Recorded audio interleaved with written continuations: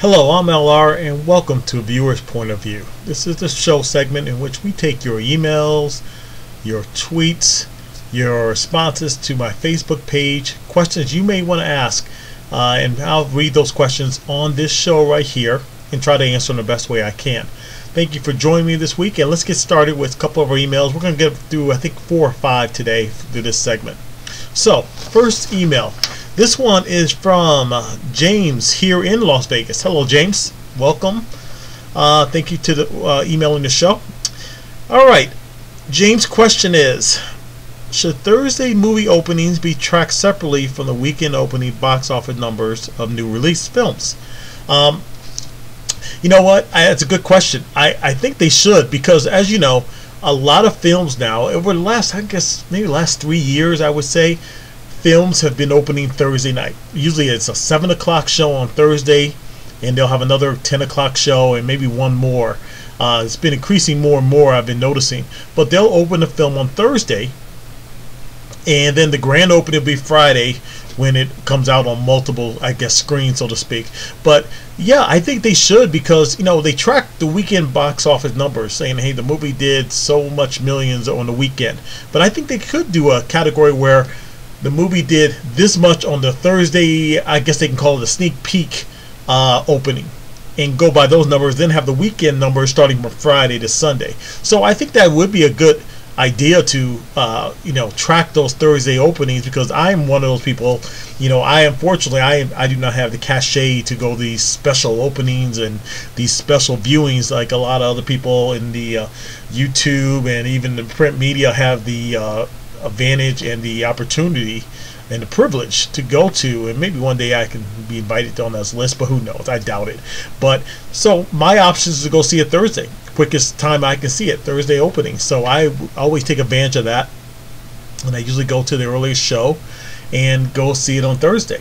So I think they should track that, because that could be a significant number, showing the Thursday sneak peek opening, if they want to call it that, then the weekend, the opening weekend box office numbers. So I think they could track that, and it would be interesting to see how those numbers match up in the various movies versus Thursday opening versus the weekend opening. So yeah, James, I think that's a good idea, and I think they maybe one day that will happen, because as you see, more and more shows, top blockbuster movies, are opening Thursday as a sneak peek, and we're seeing where it used to be just one showing, then it went to 2 showings. Now it's 3, 4 showings almost on a Thursday night that you'll see that movie opening.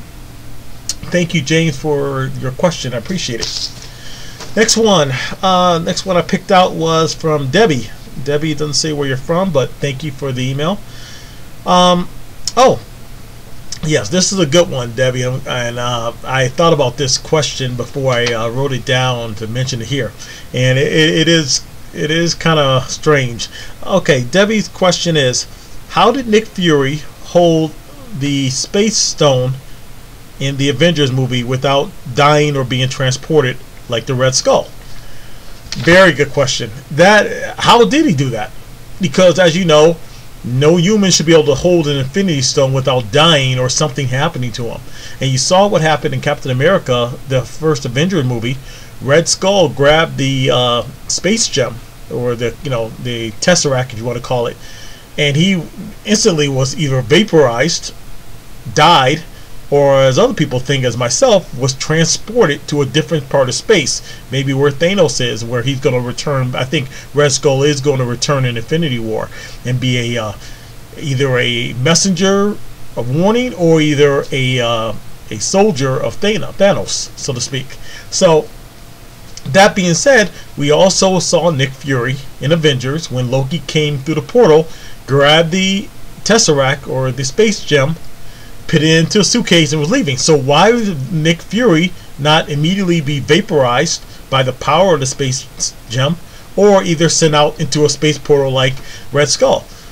Marvel has yet to explain that, and I don't know if a lot of people pointed it out, but that's great that you did, Debbie, and it definitely made me think for a while, what the heck is going on? Did we just miss something here, or did he just let one slide by and say, oh, well, that's okay, he just grabbed it real quick, or he had gloves on? So what? I mean, he should have been dead or transported out of here to another time and space. So if anyone else has an explanation of how Nick Fury survived, please email me at readytoreactnow@gmail.com.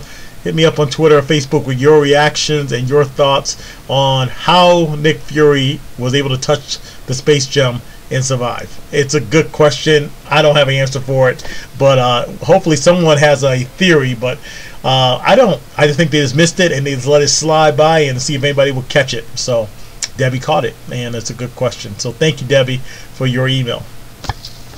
All right, next one I picked out. This one is from Timtron.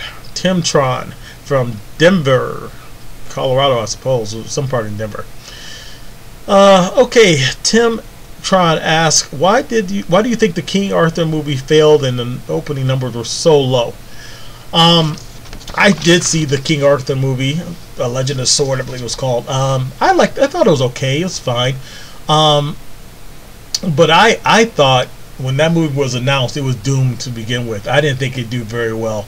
I think the time, we've passed the time where people want to see medieval sort of knights and magical and Dungeons and Dragons kind of movies. I think we got our fill with Lord of the Rings trilogy and then the Hobbit trilogy. I don't think there's an appetite for any kind of medieval King Arthur or Robin Hood or anything like that anymore right now. I think we've gone past that. We're not interested. Maybe another 15-20 years they can come back to it, but I think that mythology has played its way through Hollywood and no one's really interested. This is the age of superheroes, age of sci-fi, of technology movies, space movies, things of that nature. But you know, I think that's the medieval stuff is gone. I mean, I know the Transformers the last night is tapping into a little bit of that, which I think is stupid, but I don't know. Michael Bay wrote the story. He's got some kind of story to tell. We'll see how it is, but I'm pretty much going to think it's going to be kind of dumb. But either way, he's doing it. So I just think that it's just the wrong time for that movie to come out. That genre movie is kind of weighed on people, and they're done with it right now. And, you know, will it be successful in the future doing movies like that? Possibly, but right now it's just, you know, wrong time where everybody's right now into you know, Marvel, DC, anything superhero is the time right now, and they're capitalizing on it with those kind of movies. So you know, that's what I think, Timtron. Good question, but I think that's the reason it failed. And again, I'm not telling you not to see it. I thought it was okay. I didn't mind it. I thought it was fine. You know, it wasn't the greatest movie, but it was fine. You know, good movie to see. But that's just my opinion. But I recommend everyone go see it and make your own judgment of what you think about the movie. Thank you, Timtron, for your question. Okay, next question is from Vice Warrior. Vice Warrior. Okay, thank you, Vice Warrior, for sending in an email.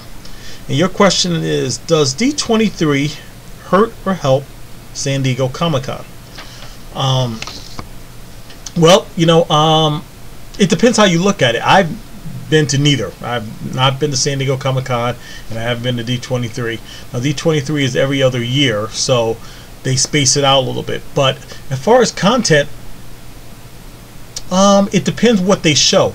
If D23 focuses more on, now they already have Star Wars Celebration already too, so D23 might touch a little bit on Star Wars again, which they could, and probably will, on their live action animation movies that they're turning from animation to live action, Mulan and other things like that, Lion King. I think it'll be fine. They focus on more Disney stuff, but if they start to bring some of the Marvel stuff in there,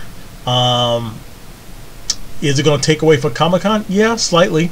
I mean, they could show additional footage, but if they, you know, Marvel decides we're going to be a Comic-Con, we're going to have Comic-Con focus on the Marvel universe, the TV stuff we're doing in Marvel, Agent of S.H.I.E.L.D., you know, the Inhumans, then that's fine.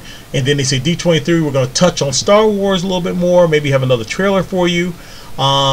We're going to focus on our live animation. That's fine. They separate like that's fine. But if they, you know, save some of their Marvel stuff and say, you know what, we're going to save this Marvel trailer, Black Panther, or you know, some additional footage from Thor Ragnarok, or some teaser trailer from Infinity War, for D23, then yeah, it will hurt San Diego Comic-Con. It will hurt the panel of Marvel and what they're able to show and all that. So I believe that if they separate a little bit, maybe show a little bit of what they show, or Marvel might show San Diego Comic-Con, show that again or a little bit more in D23, it'll be fine. And as long as they focus more on the animation and Star Wars, that'll work. But if they kind of save some stuff and that they would normally show in San Diego Comic-Con and they save for D23, yeah, it will hurt Comic-Con a little bit. I mean, DC's gonna have a huge panel there. Fox, I'm sure, is gonna have a panel there. Sony will have some information there, so there'll be other things there. But I think Marvel Comic-Con is always better, especially San Diego, when Marvel and DC both have full panels, a lot of stuff to show, and makes the whole event better. So that's my opinion. I think it'll be okay, but it could hurt it. It could very well hurt it, depending on what they decide to hold back and not show. So that's my opinion. Thank you so much, Vice Warrior, for your email. Appreciate it. And again, let me know what your thoughts are. You can reach me on Twitter, on Facebook, and readytoreactnow@gmail.com. If you have some comments and opinions, I'd love to get those and maybe read them next week here on this show. Alright, so this is our last one. We're just going to do 5 today. And our last one comes from Sean. Sean asks, what comic book movie would you want Quentin Tarantino to direct? Oh, wow.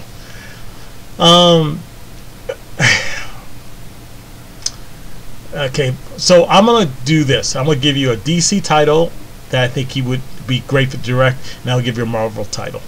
So I'm just going off the top of my head here.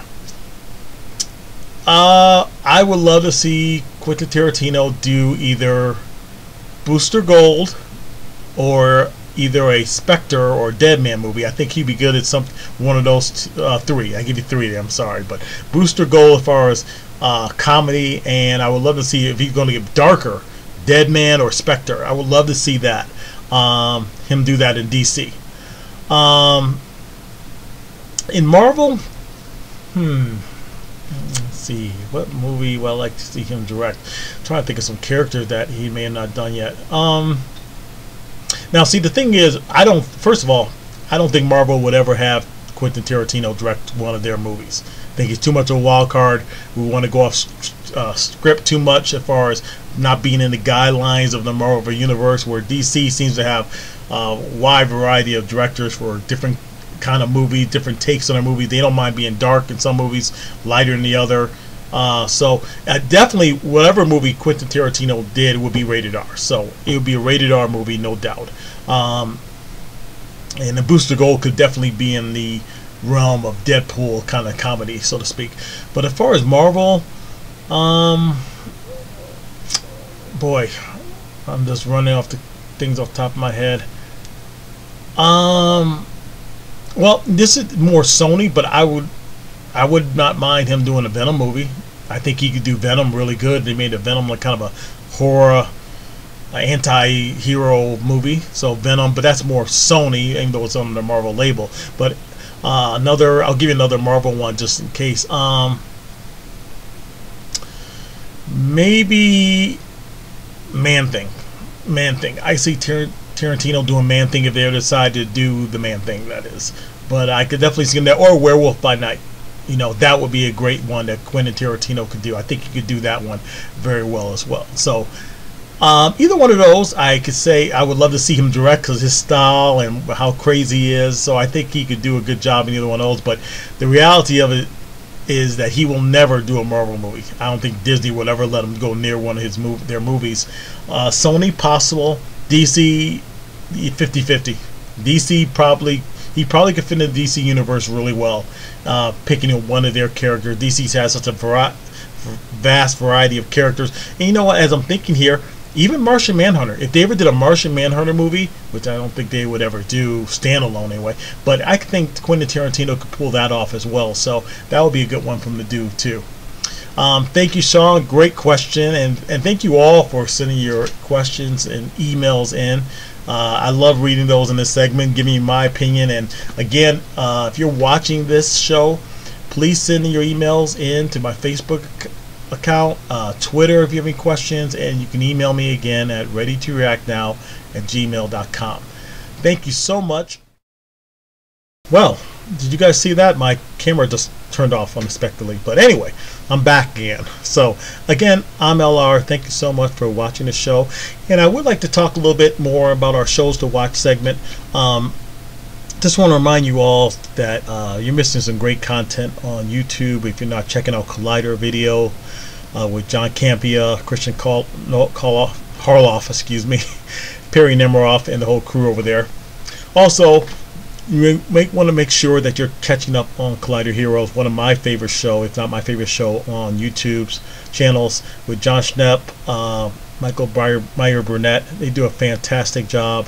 I love their content. Also, Charlie Snyder over at Emergency Awesome. If you want information, detail, he does a wonderful job putting his videos together, so check him out as well. Chris Stuckman, so many more I can mention out there that you can get great content from, that I really enjoy watching as well. So make sure you're watching those, and don't forget the season finales of Arrow coming up next week, The Flash. It's going to be very interesting to see how they end that, with what twist, and how they leave it till next season. Supergirl as well, if you're watching that. All the season finales coming up. You definitely want to watch those shows. So again, thank you for watching. I'm LR Reactor. I'll see you next week.